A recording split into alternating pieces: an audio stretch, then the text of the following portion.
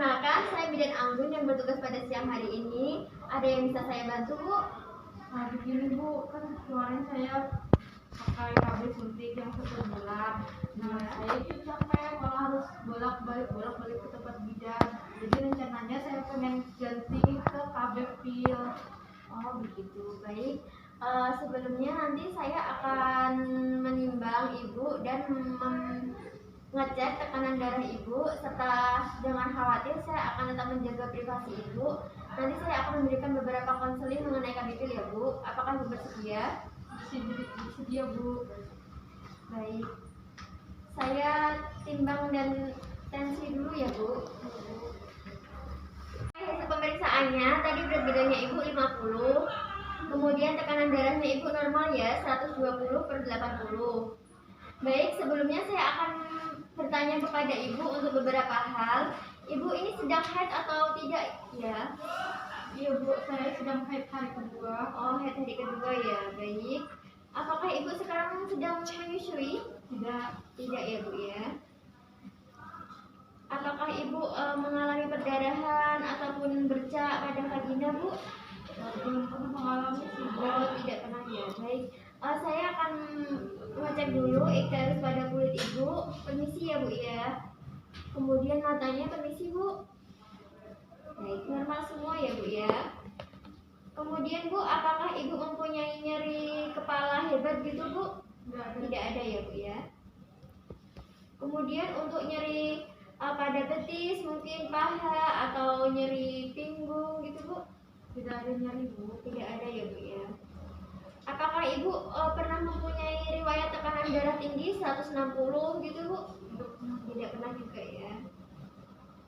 Kemudian Bu, adakah benjolan pada payudara Ibu bagian kanan maupun bagian kiri? Tidak ada Bu. Tidak ada juga. Baik, normal semua ya Bu ya.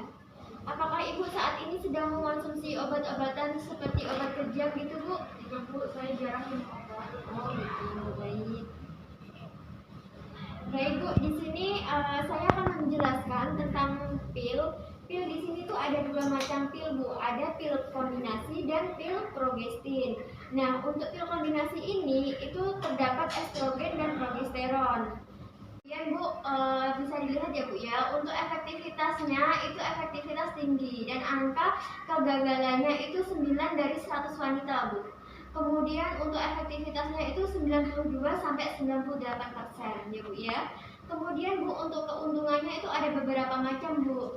Yang pertama itu efektivitasnya tinggi. Kemudian yang kedua itu resiko terhadap kesehatan sangat kecil. Kemudian yang ketiga itu tidak mengganggu hubungan seksual Bu. Kemudian yang keempat, siklus haid menjadi teratur. Kemudian dapat digunakan dalam jangka waktu panjang, mudah dihentikan setiap saat, fleksibel ya Bu ya. Kemudian kesuburannya segera kembali setelah Ibu menggunakan KB pil. Jadi bisa berhenti, bisa minum terserah Ibu maunya kapan. Maksudnya ketika Ibu mau program kehamilan gitu ya Bu ya. Kemudian Bu, di sini saya juga akan menjelaskan tentang cara kerja ya Bu ya. Cara kerjanya itu yang pertama itu menekan ovulasi. Kemudian yang kedua itu mencegah implementasi. Kemudian yang ketiga itu lendir cervix mengental sehingga sulit dilalui oleh sperma. Jadi aman ya Bu ya. Kemudian yang keempat itu pergerakan tubal tergantung sehingga transportasi telur terganggu. Begitu ya Bu ya.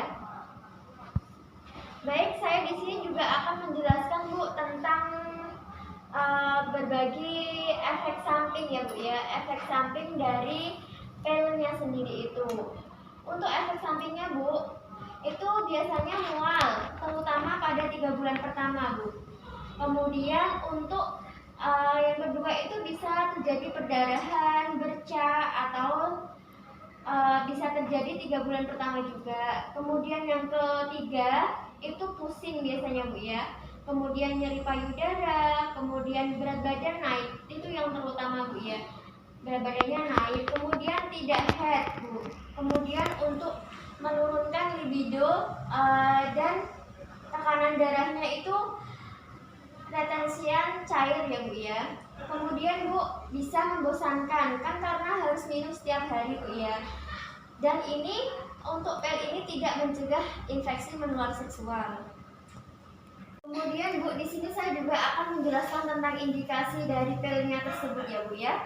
Indikasinya itu yang pertama itu usia reproduksi, kemudian telah memiliki atau belum memiliki anak. Jadi untuk seorang yang sudah menikah, sudah mempunyai anak maupun belum mempunyai anak bisa minum pil ya Bu ya. Yang penting sudah menikah ya Bu ya. Kemudian gemuk ataupun kurus itu nggak apa-apa Bu. Kemudian menginginkan metode kontrasepsi dengan efektivitas tinggi. Kemudian setelah melahirkan dan tidak menyusui, itu sebaiknya Bu ya. Kemudian pasca keguguran, kemudian anemi karena headnya berlebihan, kemudian nyeri head yang hebat, kemudian siklus head yang tidak teratur.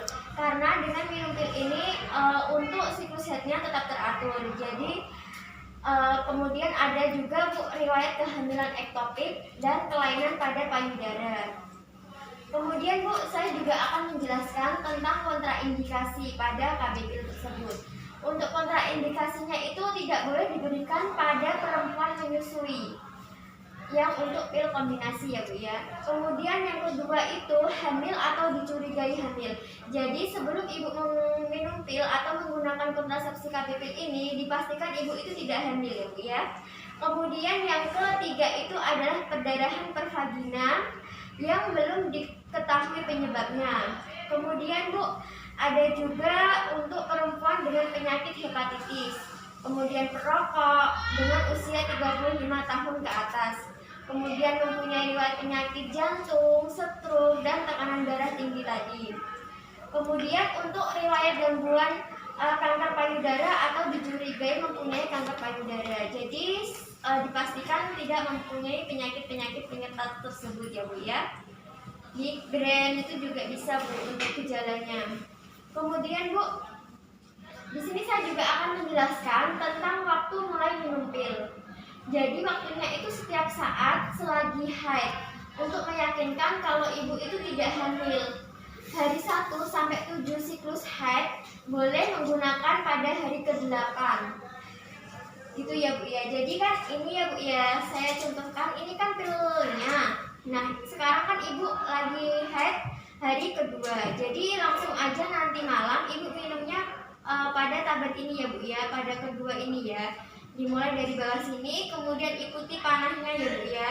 Kemudian Bu, cara minumnya ini diusahakan biar ibu tidak lupa di jam yang sama. Misalkan ibu minumnya di malam hari ya Bu ya. Malam hari itu ketika ibu mau tidur, katakanlah jam 9 ya Bu ya.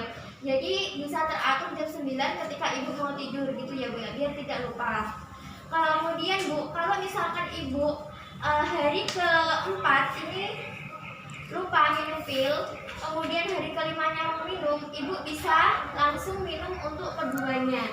Jadi untuk mengganti hari yang kemarin ibu tidak minum, bisa ibu langsung minum keduanya gitu ya Bu ya, agar tidak terjadi kehamilan gitu ya Bu ya. Karena kalau sekali salah minum pil atau sekali lupa minum pil itu resikonya sangat tinggi gitu ya Bu ya. Bisa dipahami ya Bu. Jika ibu lupa minum pil, jadi ibu tidak perlu ganti kontrasepsi lain, tidak perlu ganti KB yang lain. Ibu langsung aja minum langsung 2 untuk mengganti hari yang kemarin ibu lupa gitu ya Bu ya. Kemudian Bu, untuk pil yang sudah habis, ibu bisa langsung kontrol atau langsung datang ke tenaga kesehatan yang terdekat, ke puskesmas bisa, ataupun ke apotek terdekat Bu untuk membeli pil yang baru lagi. Yang pasti ibu itu sudah memahami cara minum pilnya seperti apa, karena di sini sudah ada petunjuk panahnya ya Bu ya. Jadi yang teratur dan pastikan di jam yang sama ya Bu ya. Baik, itu tadi penjelasan dari saya mengenai KB pil Bu. Ada yang ditanyakan? Enggak Bu, sudah jelas. Sudah jelas ya Bu ya. Baik, terima kasih atas waktunya. Jika Ibu ada keluhan ataupun ada yang ingin ditanyakan, Ibu bisa datang kembali ya Bu ya. Terima kasih. Selamat siang Bu. Siang juga.